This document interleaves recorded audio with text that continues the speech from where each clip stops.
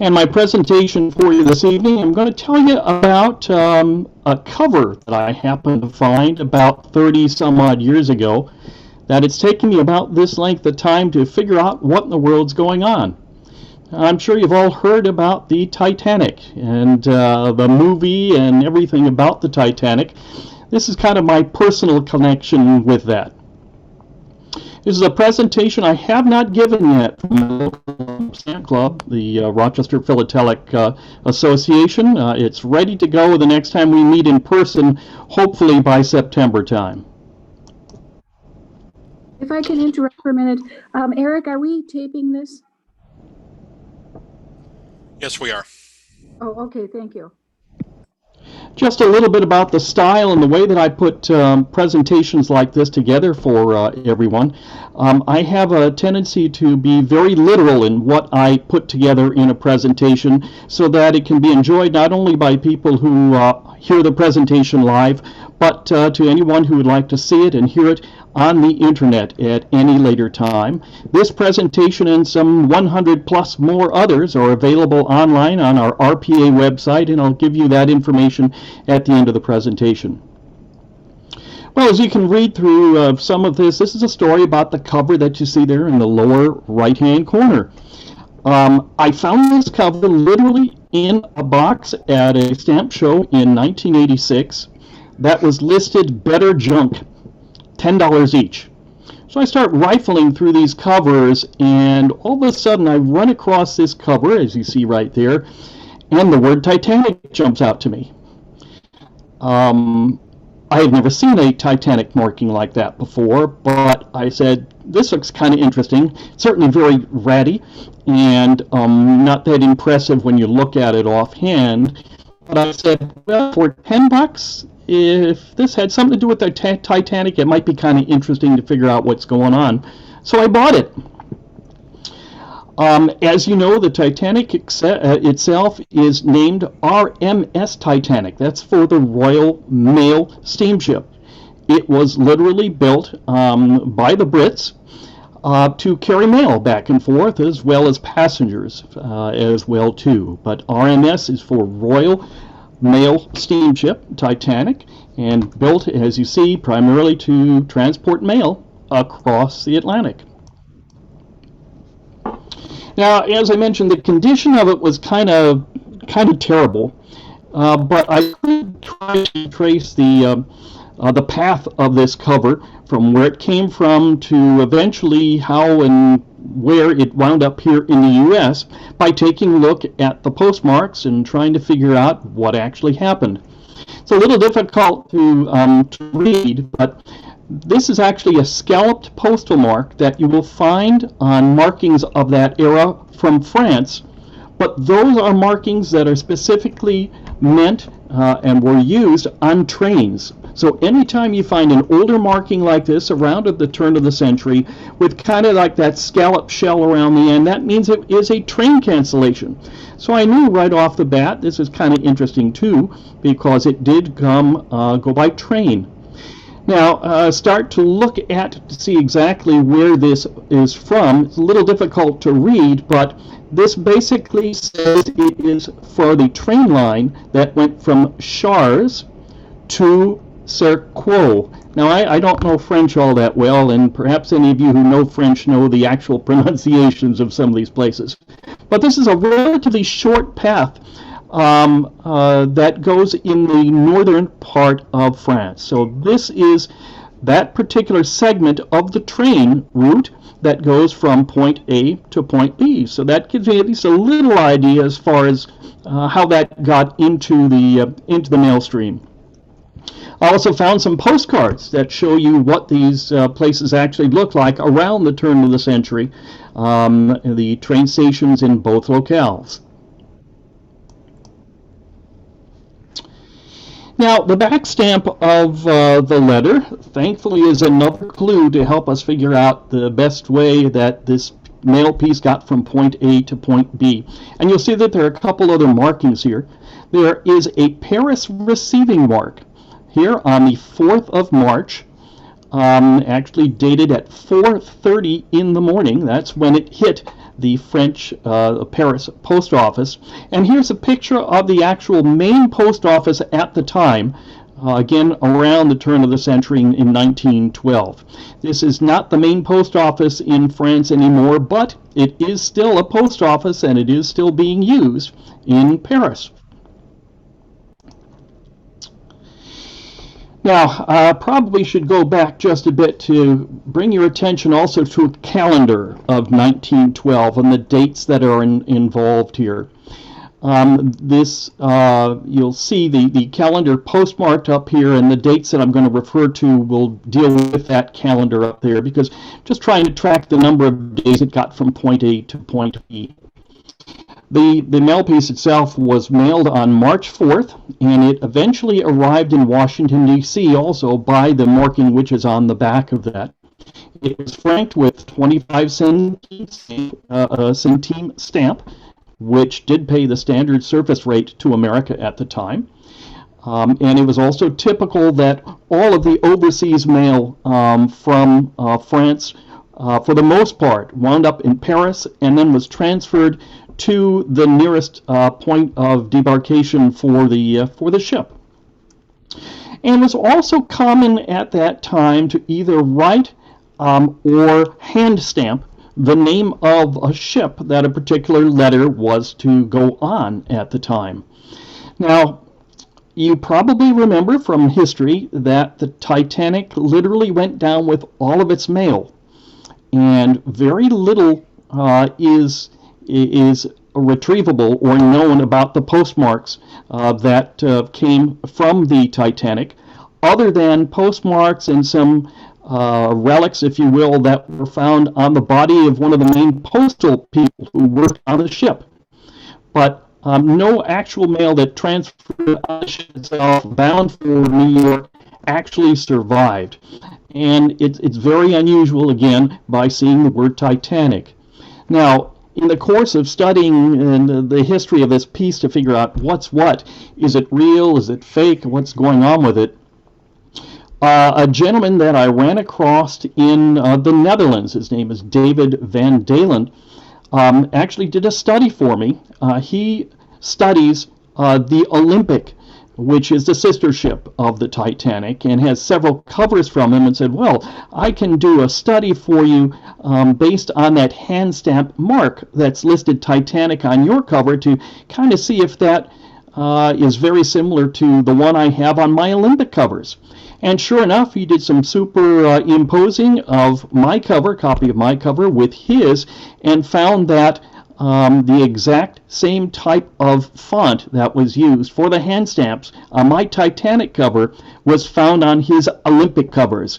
And you can tell in particular, you can see the last IC, which is here, does match the type of font and the size, although it's a little deceptive from the way I put it here for you, of my Titanic marking. So now it's not quite sure where the markings of the ships actually took place, whether they were done at the main Paris post office or if they were transported to the points of debarkation and then marked there, or exactly how and where those markings were applied when you had a letter that was coming across the ocean. Various shipping lines, of course, crossed the Atlantic at that time. This particular, the ship, the Titanic, and its sister ship, the Olympic, are part of what's called the White Star Line. And these are the various routes that the White Star Line ships did. They traveled, for the most part, in their transatlantic crossings.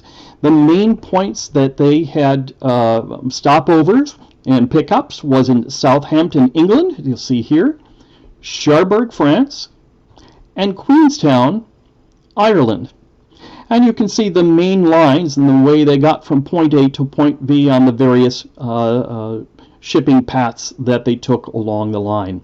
This particular image came from a Dutch travel brochure of 1912 that advertised the various sailings that the two White Star lines would take. The Olympic, which was put into commission before the Titanic, and then the Titanic itself.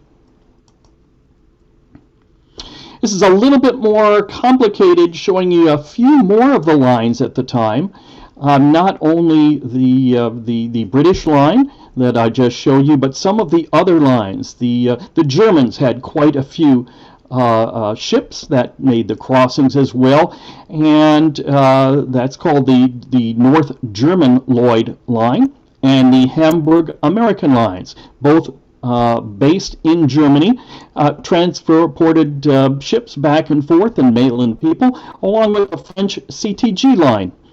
And this just shows some of those routes that those various shipping lines took to cross the Atlantic. Here's a picture again of the back stamp of the cover that I found. And as is typical, the crossings across the Atlantic typically took about 5 days from the last port that it was to leave in Europe, whether that be from England or France or Ireland or most of those countries, to New York and the other East Coast ports that were available.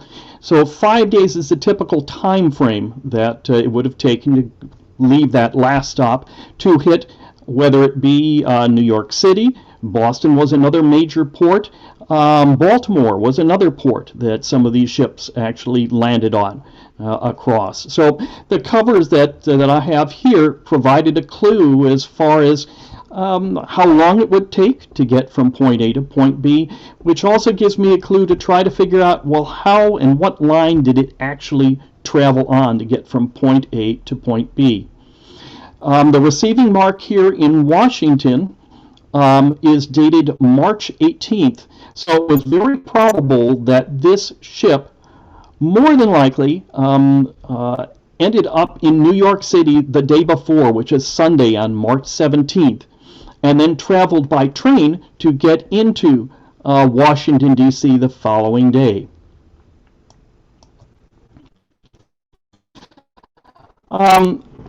One of the big parts of research was to try to figure out, okay, exactly what ship did bring this cover over from Great Britain and Ireland on over to the U.S. And the one place I went to check on, there is a major book called Morton Allen Directory of European Passenger Ship Arrivals. And it literally lists the ships that came over. Ships came over on a daily basis from Europe, hitting New York and the east coast of the U.S. These were also published daily in the newspapers of the time. The New York Times, other publications and newspapers would list, here are the ships due in today, where they came from, and give you a little bit of background information about that. Here is a listing of the ships that arrived in New York and in Boston, the two major ports here on the East Coast where ships were to travel, in that time period of when my cover probably hit the U.S. And you can see a variety of lines, Italian lines, British lines, Greek lines, etc.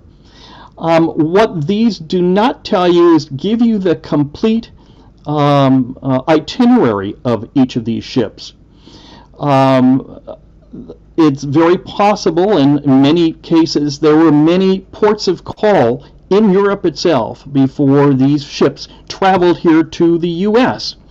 So again, all I can tell is where the major port was and when it arrived in the U.S., and then have to try to do a little bit more digging to find out other places in Europe that it may have stopped off before coming here to the U.S. The most likely ship that traveled, that this particular mail piece traveled on, based on the dates and the back stamp that were there, led me to believe that it was cover left the Cherbourg. Let me go back, sorry. On North German Lloyd's Main, which took a route from Bremen, Germany, to Southampton, to Cherbourg, France, to New York City. So here's the cover again. Here is the dates that were involved here, and just breaking down. Here's what I found out just based on what I have on the cover. It was mailed on Sunday, March 3rd. It arrived in Paris Sunday, March 4th at 4:30 in the morning. It was from Paris to the Cherbourg port. That is, again, the north part of France. It left, supposedly, on the North German Lloyd's Main, approximately Tuesday, March 12th. Arrived in New York City on Sunday, March 17th. Arrived in Washington, D.C. the very next day, Monday. Based on this purple marking, which you see right here, the following day, Tuesday, March 19th, to its place of destination, something called the Winter Company at the Winter Building in Washington, D.C. But again, that's not quite the whole story, because there are a lot of questions involved here. Okay, primarily, what was the Titanic marking doing on that particular envelope, since all of the covers went down with the ship? Are there other similar covers like that around? What kind of business was this letter sent to, the M.A. Winter Company there? What's that story? And why in the world did the Titanic cover, why was it saved? So it's taken me about 30 years to work all of the details out. There are still a few questions remaining, but I've got most of the pieces together okay. So we get into a little bit of the story on the ship itself. Now, White Star's Olympic and Titanic were actually built in the shipyards in Belfast, Northern Ireland. There was no attempt to build ships like this before because they were so large. That's why they called them Titanic and Olympic. They were the largest vessels of their time. Back again, we're talking about around the 1912 era. Titanic's keel was laid on March 31st, and that was a few months after the Olympic ship, its sister ship, actually began in that regards. And it took over 15,000 men working on the two ships, building them side by side, based on this postcard that you see here, to actually complete both ships. A total of 8 people were killed over 3 years getting these made and actually sailing. Titanic was launched 2 years later, and this is a ticket for the launch, to watch the launching of a Titanic. Now, this particular launching is just to get it out of dry dock and put the ship itself into the water. It was a big event. You needed tickets in order to do that. And there were several thousand people, in fact, tens of thousands, and nearly 100,000 people were in attendance watching the Titanic actually launch from the dry dock there in Northern Ireland. It weighed, at the time that it was launched, 46,328 tons. It was one of the heaviest, and certainly was supposed to have been one of the fastest of its era, and was particularly famous for its 4 smokestacks. But as you see in this picture here, there are none yet, because it was just coming into the water and just beginning its final preparations in that regards. The Olympic was the first of the 2 ships to actually go into service and go across the Atlantic. Its maiden voyage was back in June 11th, 1911. Sailed from Southampton, England, as its first stops, making stops in Cherbourg, France, Queenstown, Ireland, before arriving in New York on the June 21st. So that was a total of a 10-day journey for the Olympics' first passage. At that time, it announced that its 1912 for the White Star Line would take place on September 25th for both the Olympic and Titanic. And the main voyages were set on March 4th, following the same route as its sister ship, again going from Cherbourg, France, Southampton, Cherbourg, Queenstown, and then New York City. A problem happened with one of the early crossings of the Olympic. It got into a bit of an accident as it was making a crossing into New York City. It collided with a British military ship, HMS Hawke, in Southampton Channel in England on September 20th, at which time it had to go back into dry dock at Belfast to get repairs, which took a little bit of time away from HMS Titanic from getting completed on time and on schedule. The Olympic actually, the collision for the Olympic took place on February 24th. Second collision took place on February 24th. That caused further delays of Titanic itself getting finalized and making its maiden voyage. On March 6th, Titanic was actually moved to out of dry dock again, as you can see in the picture, to allow the Olympic in, to allow the second accident of the Olympic to go ahead and get repaired and then make its journey again. They cannibalized several parts from the Titanic to put into the Olympic to get the Olympic back up and running. The original date that the White Star Line had planned for Titanic to make its initial voyage across the ocean was on March 20th, but that was changed to April 10th, primarily because of the delays of the Olympics troubles and the needs to get the Olympic going and repaired first. So then one of the questions is, of course, is why is the Titanic marking on this cover? And this remains one of the big mysteries, but what we think happened here, again, this letter was posted in France, and information about the ship's transatlantic travels back and forth across the Atlantic, all of that information was sent from one organization, either the shipping lines or from the posts themselves, to other facilities on the continent. So information traveled between and among the shipping companies and the post offices of the European countries so that they knew what ship was going to go where should this load of mail go on, what potential ship can this go on to. So one possible explanation of how this Titanic marking got in there is that the French postal officials simply missed the date change. Again, originally from March 20th, changed to an April 10th of departure for Titanic. So maybe they simply had all of this mail they had to get stamped and didn't realize that the date had been changed. There were several thousand, in fact more than tens of thousands of pieces of mail that went down with the Titanic. So you can imagine it took a little bit of time to stamp all of the mail with the name of the ship it was supposed to go on. So that could explain a reason why the Titanic marking ended up there and why the dates are the way they are. Well, after I found my cover, I said, well, are there other covers like this around?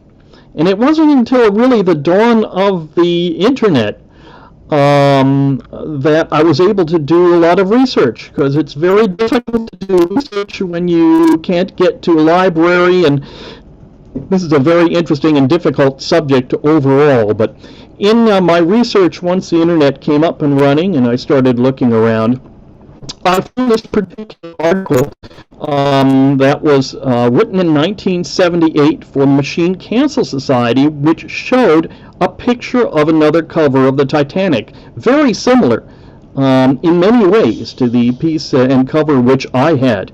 It has a Titanic marking on it, and look at there too, it's also addressed to exactly the same company, the M.A. Winter Company, Winter Building, Washington, D.C., and had the same type of receiving mark on there as well too, what turned out to be the purple marking over here on the side.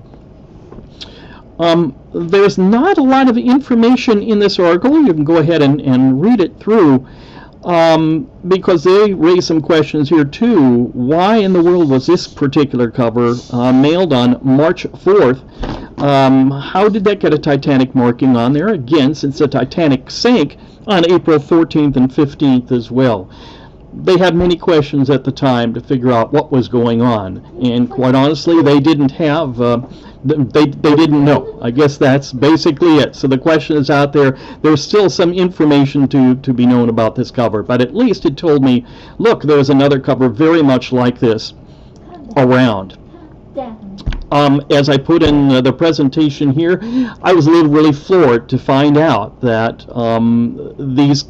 first off, there was a cover very much like it, and the commonality between the two covers was astounding.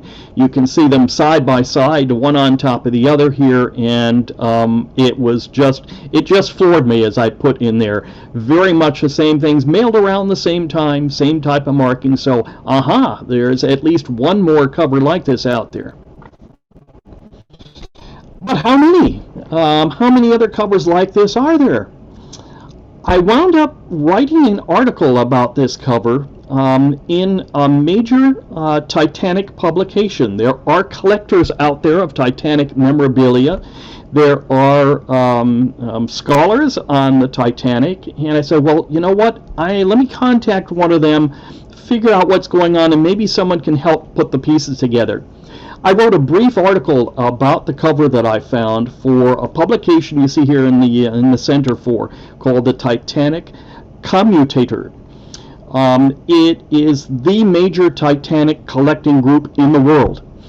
And I put together a brief article, said, I have this cover, I'm a stamp collector, here's the little that I know about it, can anybody else help fill in some of the gaps about how did this come about, how, why, etc. I put some of my suppositions together, and it was published.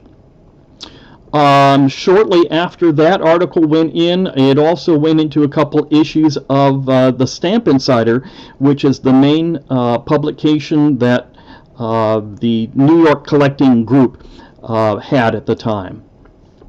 So as of June 2020, I've been able to find 20 covers that have been documented that are all pretty similar to the cover that I have. The most recent one was found in March of 2020, which brought that total up to 20. Here are some of them. I have a website that I've been putting together and had up for years, where they can all be viewed online, and I can take you a little later just to show you that site.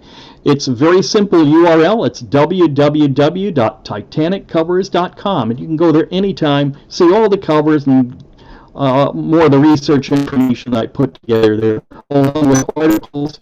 I've been able to track the auction lots of some of these pieces, prices realized, whether they were sold again or not, research material. It's where I put all of my stuff for people who are interested in these covers. Part of the site which I have there is a listing, again, of all of 20 covers, and the information I've been able to put together based on the postmark date of the envelope, the country of origin, the city and town where it was mailed, what's the name of the company that it was sent to, or was it mailed from, along with all of the receiving marks I've been able to tell on there, various markings, the Titanic marking itself, and then using the data that was online and through that major publication I had told you about, put together some suppositions about what ship actually carried those pieces of mail over across the Atlantic. It's a major undertaking trying to find information like this. There are 2 of those 20 covers which bear little different markings than the one that's on my cover and on the other 17. And you'll notice that these have serif Titanic markings on them. You can tell, again, the type font that's used on each is a little different than the one I have. You'll see, and one is slanted, one is not. This particular cover is unique in that it is a Titanic cover that was mailed from Spain. The one over on the other side was a Titanic cover that was mailed and originated in Denmark. So there's a lot more to the story that no one's completely been able to figure out yet, but we do know that there are other Titanic covers around. What kind of business was the M.A. Winter Company? All of these letters, with the exception of the last two, were sent to the M.A. Winter Company. So you did a little bit of research in that regards too, and I found out the M.A. Winter building, i.e. company, is still there. It's still there now. It was built in 1908 for $50,000 by the owner of the business, Malin Adolphus Winter, and his partner. They were a large patent medicine business. In essence, they sold quack remedies for medicinal purposes. And The Lancet, which you may have heard of before, it's a major publication in Britain that deals with pharmaceuticals and the rest, was around at that time. And they claimed that the M.A. Winter Company and all of the goods that it provides, as far as the great cures, etc., both the M.A. Winter Company and its wonderful medicines are unworthy of serious consideration, otherwise as snake oil salesmen.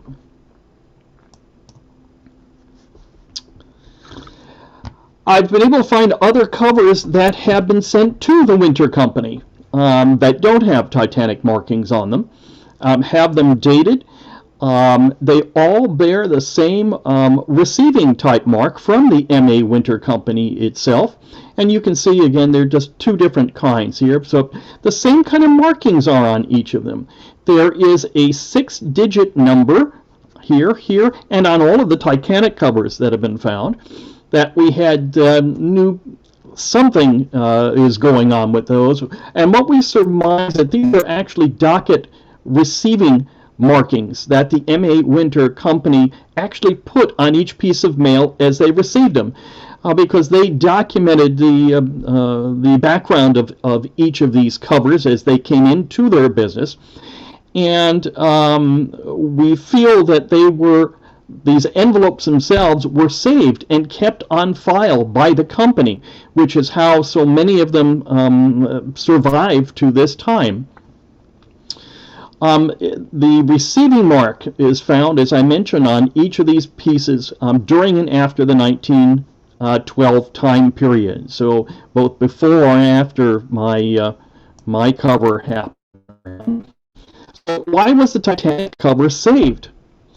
Well, what we suspect, again, has happened is that these, as I mentioned, were probably archived by the Winter Company and just kept on file with them.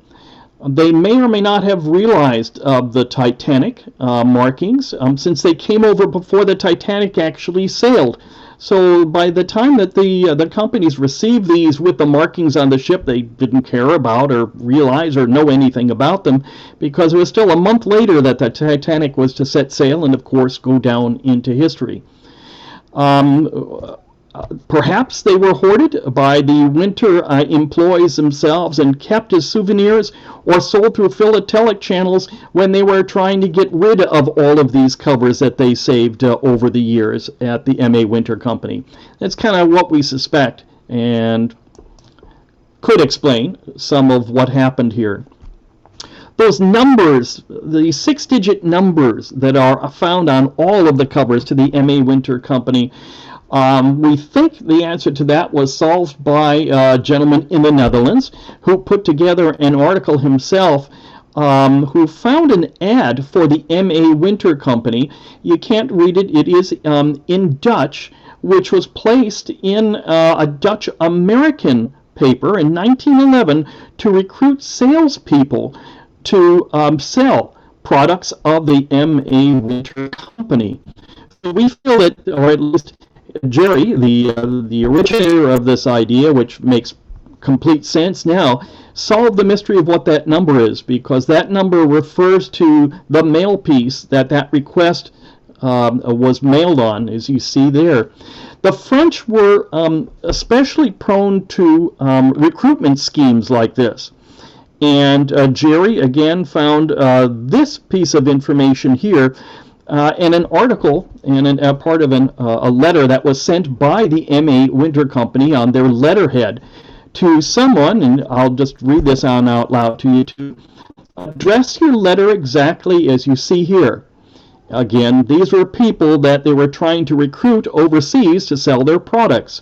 Be sure to write number, and you'll see here 4407 in this case, from your folder on the same envelope, because we instruct the clerk in charge of our mail to look for your number that will carry this personal number. We can thus find it without delay from the hundreds of letters received daily, so that I can have it at hand. Now that 4-digit dossier number, that is a number that was hand-printed on each of the various pieces of mail at the time it was mailed from Europe here into the States, and it just help the company identify the person and the mailing of the person who was interested in selling the MA Winter products here. And you can see a dossier number on this particular here. It looks like 5549, etc., etc. Most of the 20 covers were mailed in plain envelopes, but a few of them have companies as part of their corner cards and the rest. This one here is an importer of coal from France. Whoops, sorry, let me go back there. And this particular one here in Spain happens to be, it's a little difficult to read there, but this is someone who put together horse harnesses and things dealing with horses. So just to kind of wrap everything up for you, there are multiple Titanic covers that have been found and put to rest some of the initial rebuttals that I heard that these have got to be fake. They were put together after the fact that the Titanic sank as souvenirs and were probably all manufactured. A theory exists why the Titanic markings was used before the ship actually sailed. Again, that goes back to the fact that the dates of the initial journey of the Titanic was changed. The probable ship crossings for all 20 known covers has been researched and documented, as you'll see. All of the Winter Company markings on the envelopes have been explained, and there is a plausible reason why so many of the winter covers have been found to date. As I mentioned, I put together a website all about what I found, listing and showing all of the covers and other documentation as well. And I encourage you to go ahead at your convenience, go ahead and take a look at this at www.titaniccovers.com, where you'll find more background information if you'd like to read and learn more about what I found. And that's the end of my presentation for you.